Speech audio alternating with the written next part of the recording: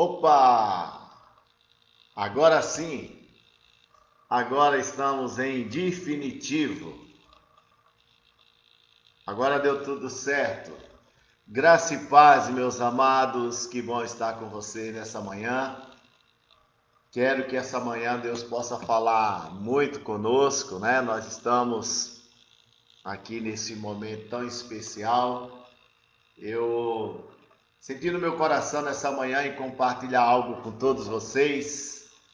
Então já quero desde já agradecer a Márcia, a, a Ima, a dona Nair, sejam muito bem-vindos, né? Que bom estar com vocês essa manhã e eu tenho certeza que vai ser algo muito, muito importante para nós essa manhã. Essa manhã eu amanheci orando e pedindo a Deus algo para os nossos corações e me veio essa palavra, algo bem desafiador para os nossos corações. Oi, Ellen, que bom, minha filha, graça e paz.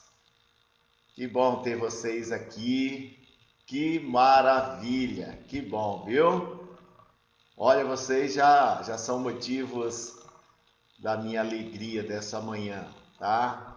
Que maravilha, todos são muito bem-vindos. Estou apanhando um pouco da câmera aqui, tem uma câmera aqui que me dá um show aqui. Mas logo, logo eu aprendo, né? Depois dos 25 anos a gente tem um pouquinho de dificuldade com esse negócio de tecnologia. Aí depois a gente vai pegando o jeitinho, né? Vai dando tudo certo. Ai, que maravilha. Queridos, eu tenho uma palavra essa manhã e está no livro de Jonas, no capítulo 1, do versículo 1 ao versículo 3. Essa manhã eu amanheci pensando no seguinte, sobre por que lutar contra Deus? Por que lutar contra a vontade de Deus? Então veio no meu coração o tema, nunca lute contra a vontade de Deus. E, obviamente, me veio um dos grandes protagonistas da Bíblia, que é Jonas. E a gente sempre reflete sobre ele, porque tem muitas coisas para nos ensinar. Em Jonas, no capítulo 1, a partir do versículo 1, diz assim, certo dia o Senhor Deus disse a Jonas, filho de Amitai, apronte-se, vá para a grande cidade de Nínive e grite contra ela, porque a maldade daquela gente chegou aos meus ouvidos. Jonas se aprontou, mas fugiu do Senhor, indo na direção contrária. Ele desceu a Jope, ali encontrou um navio que estava de saída para a Espanha. Pagou a passagem e embarcou a fim de viajar com os marinheiros para a Espanha, para longe do Senhor. Essa manhã quero compartilhar com vocês sobre isso, né? Nunca lute contra a vontade de Deus. Existem algumas coisas que Deus quer de nós, que para poder concretizar, para que o propósito dele seja realizado, para que os alvos e objetivos de Deus alcance outras vidas, outras dimensões ministerial, social, financeira, cultural, é necessário que a gente saia da zona de conforto. A maior dificuldade para nós, quando recebemos uma palavra de Deus, um desafio de Deus, um propósito de Deus, é a gente sair do comodismo. Porque quando Deus nos chama para fazer algo, e evidentemente que Ele sabe, já tem no seu coração o início, meio e fim desse propósito, nós precisamos nos encaixar no propósito de Deus. E isso é um grande desafio para as nossas vidas. Primeiro, porque a vontade de Deus sempre é contrária à nossa vontade, né? Aos nossos pensamentos, aos nossos desejos naturais. E a maioria das lutas, a maioria das dificuldades para realizarmos os propósitos de Deus para a nossa vida, a nossa casa, a nossa família, somos nós mesmos que geramos. Porque quando Deus chama Jonas para ir a Nínive, para salvar aquelas 120.000 pessoas, para Deus tudo estava certo. Era só ele sair de onde estava e ir para Nínive. Talvez no meio de caminho ele ia ter algumas intempéries, alguma dificuldade, porque é natural, né? Nós não lutamos somente com a carne, nós lutamos no reino espiritual contra principados e potestades. Então, quando a gente se propõe, a gente entende o chamado de Deus para fazermos a vontade dele, nós vamos ter batalhas espirituais, isso daí é natural. Porém, algumas batalhas, algumas lutas, são aflições naturais, tal como Jesus diz em João 16:33, no mundo tereis aflições, mas tende bom ânimo. Isso aí, sempre nós vamos ter algumas dificuldades, mas quando nós recebemos um chamado de Deus, um propósito de Deus, e não fazemos segundo aquilo que Deus destinou, nós vamos gerar consequências. E as consequências são diferentes das aflições. Uma coisa é você enfrentar alguma dificuldade, outra coisa é você gerar consequências para a sua vida porque você não quer obedecer a Deus. E como sempre ensino, o nosso eu, o nosso sarx, a carne, a nossa vontade, nunca é obedecer da maneira que Deus quer. Até porque eu tenho ensinado outras vezes que quando nós oramos, dizemos para Deus, eis-me aqui e seja feita a tua vontade, então você, a partir daquele momento, todos os seus direitos, conceitos e valores passam a ter o governo de Deus, não é mais o seu governo. Então, por isso, nós enfrentamos algumas dificuldades quando Deus tem um propósito na nossa vida, porque vai gerar esse desconforto. Nós vamos ter que sair do nosso lugar, nós vamos ter que correr atrás desta realização. E isso para nós muitas vezes custa algo. Você consegue entender o que eu estou dizendo nessa manhã? Porém, eu quero que você e eu aprendamos o que acontece quando nós lutamos contra a vontade de Deus. Primeira coisa, nós geramos prejuízo para todos que estão à nossa volta. Quando Deus quer que você faça algo e você não faz, ou não faz da maneira que Deus determina, você vai levar consequências que não só envolvem você, mas até aqueles que fazem parte da sua casa, da sua família ou do seu convívio social. Observe que quando Jonas vai para Nínive, quando ele foge para Tarsis, ele quase leva o navio e todas as pessoas à morte e um prejuízo extremamente grave, a perda total daquele navio. Coisa que ele poderia ter evitado se ele tivesse obedecido de imediato.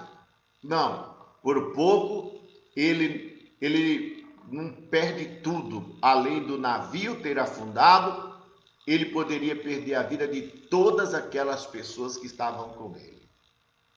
Isso daí implica para nós que muitas vezes Deus tem algo para você, Deus tem um chamado para você, Deus já te direcionou para algo, mas você não quer fazer na vontade de Deus, você não está percebendo que você está trazendo consequências para você, para a sua família, para a sua casa. E nós muitas vezes perguntamos, por que tantas dificuldades? Uma coisa é a batalha que você enfrenta, espiritual, né, social, outra coisa são as consequências que você vai gerar para todos que estão à sua volta. A segunda coisa é a consequência para si mesmo. Ninguém que tem o chamado de Deus, tem um propósito de Deus, ou recebeu o ministério de Deus e não o exerce, ou não faz da maneira que Deus quer, ou ensina, manda, o que vai acontecer na vida dele? Ele é uma pessoa frustrada, desanimada, entristecida. E infelizmente, quando você não realiza da maneira que Deus quer, você vai arrumar uma tangente. Você vai querer dizer que talvez a impossibilidade das realizações seja por causa de algo ou alguém, quando na verdade é você mesmo que está gerando um problema para si. Porque as pessoas que abandonaram a sua igreja, o seu ministério, o chamado de Deus, são pessoas que nunca se tornaram felizes depois disso. São pessoas que até fingem estar bem, mas são cobrados espiritualmente, cobrados na sua consciência. São pessoas que, quando veem os outros tendo sucesso no seu ministério, naquilo que faz, torna-se até invejoso, torna-se pedra de tropeço, gerador de dificuldades na vida de outro, porque ele mesmo não se sente realizado. Aí vem a pergunta, mas será que Deus não queria? Não, Deus quis, Deus quer. O problema é que eu coloco dificuldade aonde não existe. Eu coloco dificuldade no meu ministério. Eu coloco dificuldade naquilo que Deus prometeu para a minha vida, que Deus deu para a minha vida por causa das situações. Então eu vou gerar para mim dificuldades, melhor, digo, consequências que poderiam ser evitadas. A terceira coisa, eu vou gerar uma perda de tempo. Queridos, quando você e eu não fazemos o que Deus mandamos, o tempo passa. Pode olhar que o tempo não para, o tempo passa diuturnamente. E você vê que cada hora que passa e você olha para trás, você vai perguntar para você, o que eu fiz em uma hora que passou? Aí você pergunta, o que eu fiz ontem? E sucessivamente, quando você percebe, os meses, os anos se foram. E vai chegar o amanhã e você vai dizer assim, o que eu fiz da minha vida? Eu não agradei a Deus, eu não agradei a minha família, eu não agradei ao ministério que pertencia, e eu mesmo estou infeliz da vida, porque eu não realizei o que Deus queria. Sabe o que diz Eclesiastes no capítulo 9, versículo 10? Ele diz assim, ó, tudo que vier à tua mão, faça conforme a tua força. Porque para o túmulo aonde você vai, todos os teus sonhos, projetos estarão aniquilados. Se você não faz agora, enquanto você tem chance, oportunidade, tempo, não é no túmulo que você vai realizar alguma coisa. Então muitas pessoas deixam de realizar o que Deus manda, ou realizar algo que tem um propósito de salvação da família, salvação de amigos, salvação de uma cidade, tal como Jonas. E ele perdeu tanto tempo, né? Ele gerou consequência de ser engolido por um peixe, depois ele perdeu um tempo muito grande, de dias, dentro do navio, escondido. Olha o prejuízo, olha as oportunidades, olha o tempo que perdeu. E a minha pergunta amanhã é, quanto tempo você já não perdeu na vida? Porque Deus não te salvaria, Deus não te chamaria, se o propósito de Deus não estivesse pronto para você. Quem executa o propósito de Deus somos nós, Ele já realizou. Deixa eu abrir o teu coração, você que está me ouvindo aí, tá? André, agora entrou o Amarinho, né? A vocês que estão me ouvindo, a Sônia, a Ellen, deixa eu falar uma coisa. Deus, quando Ele tem algo para a nossa vida, e como nós ouvimos ontem, Ele já destinou, o destino está pronto. O caminhar, o executar, o viver é nosso. Se nós não aproveitarmos o tempo de vida aqui, que podemos realizar tudo aquilo que Deus quer, no túmulo é que não vamos realizar. Então, eu tenho certeza que a maioria de nós que estamos aqui, se nós olharmos para as nossas vidas, em alguns momentos nós vamos dizer: quanto tempo eu já perdi na vida? E às vezes nós perdemos tempo com pessoas, perdemos tempo com situações, estamos perdendo tempo com consequências que poderíamos ter evitado se nós tivéssemos obedecido a Deus no momento do seu chamado, no momento que ele disse: filho, filha, vai lá e realiza isso que eu quero para a sua vida. A outra coisa é que geramos desconforto para aqueles, ou adiamos a salvação, adiamos a bênção para aqueles o qual fomos destinados. Observe o que Jonas queria. Ele não queria ir a Nínive. Ele queria que aquele povo morresse. Ele queria que aquele povo desaparecesse da face da terra. Mas Deus era o contrário da vontade dele. Deus queria salvar aquele povo. Então, muitas vezes, nós, por não realizarmos o ministério, o chamado, o propósito de Deus, que aparentemente para nós não é favorável, nós estamos adiando, nós estamos omitindo, nós estamos negando a bênção na vida de outrem, ou na vida de pessoas, da nossa família. Se Jonas não tivesse ido a Nínive, todas aquelas pessoas teriam morrido, teriam sido consumidos. Mas ele perdeu tempo e ele estava evitando um povo de ganhar a salvação.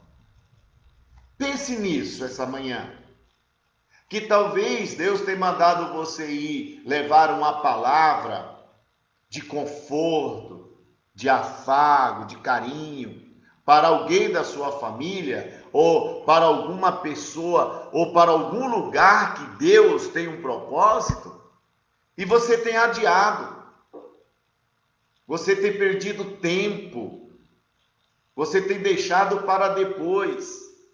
Recentemente alguém me perguntou assim: pastor, o senhor acha que vale a pena eu estar escrevendo essas frases e colocando na internet? Vale a pena eu estar fazendo algum vídeo e estar mandando palavra de conforto para alguém? E eu fiz essa pessoa ver como é importante. E como resposta, daí um dia, dois, uma pessoa mandou escrito como essa palavra foi de revigoramento, de fortalecimento, como a sua palavra mudou meu jeito de pensar. Eu já tive a experiência que, através do ID de Jesus, salvar uma pessoa do suicídio. Já salvei muitas vidas por meio de Jesus, evidentemente, mas cumprindo um propósito, um chamado. E talvez você, irmão, irmã que está me ouvindo essa manhã, ou você que está aí me vendo nesse vídeo, você tem se perguntado qual a importância, qual a minha importância para a igreja, para o ministério, para a vida dos outros. Muita importância. Porque talvez, querido, uma só palavra sua é o suficiente para evitar a morte, para evitar consequências e, na verdade, uma palavra sua pode trazer a salvação de uma pessoa, a restauração.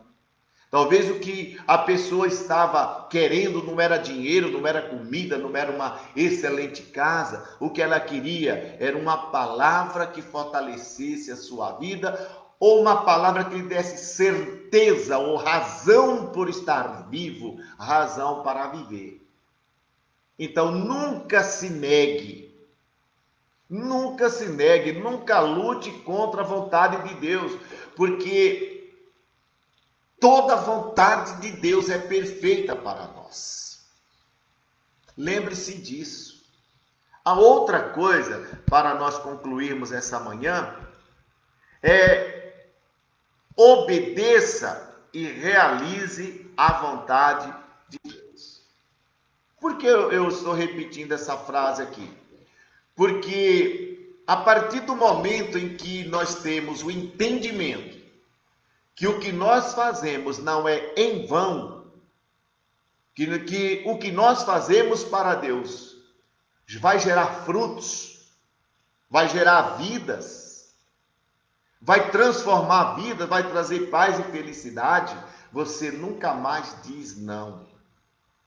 Porque uma coisa interessante é que às vezes nós falamos para Deus: Deus, eu vou fazer a tua vontade. Deus, eis-me aqui. Mas quando Deus pede, quando Deus manda, a gente usa 1001 argumentos para não fazer. Mas eu tenho mais um texto que eu vou ler para você, de 1 Coríntios capítulo 15, versículo 58, que diz assim, preste bem atenção.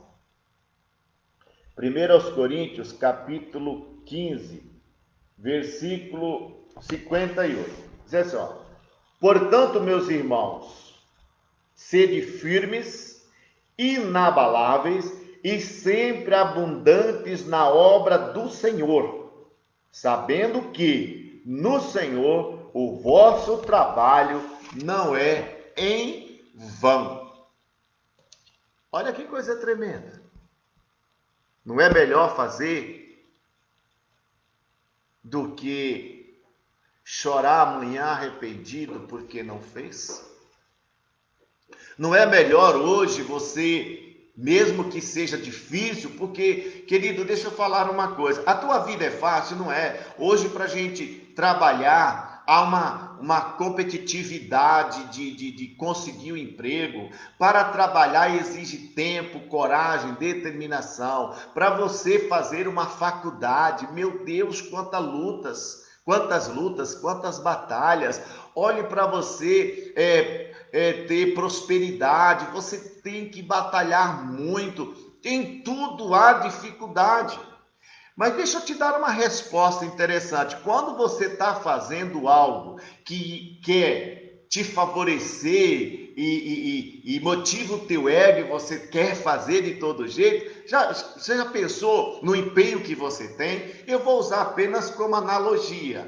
Eu vou fazer academia porque eu quero ficar bonito e bonito. Você já viu o esforço, o empenho, né? Eu me lembro que quando eu ia na academia, eu ia ao extremo da minha força.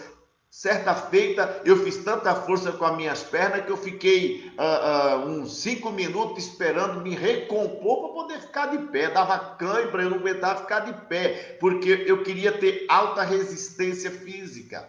Eu vejo pessoas que colocam na internet: eu andei 100 e tantos quilômetros de bike, eu fiz tantas horas de academia, outros... É errado? Não, não sou contra. Eu só estou dizendo que o empenho, a dedicação que eu tenho para coisas que só me favorecem, que me traz edificação pessoal, eu posso fazer isso para a obra de Deus também. Por isso, Paulo vai dizer assim: saiba que a tua obra não é em vão. Porque você, hoje, muitas pessoas dizem assim: mas pastor, a gente não pode ir na casa de ninguém, mas tem a internet.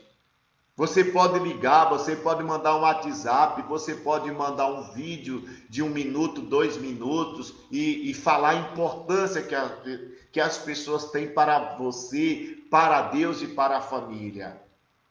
Deixa eu te dizer, querido, não perca tempo, não lute contra a vontade de Deus. Eu nunca vi ninguém feliz por lutar contra a vontade de Deus, mas sempre vi as pessoas alegres e felizes, realizados, porque tudo que Deus manda você e eu fazermos é porque há um propósito, e isso alegra o coração de Deus.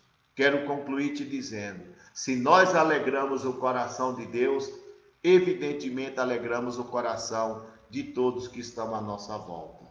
Faça com amor, faça com dedicação. Não lute contra Deus. Não lute contra a vontade de Deus, porque Deus te chamou, te escolheu para grandes propósitos. Amém? Deus te abençoe. Era isso que eu queria compartilhar essa manhã com você. Espero que eu tenha te ajudado. Amo amar vocês. Amo ser pastor de vocês. Beijo no coração e até breve. Até a próxima reflexão. Abraços.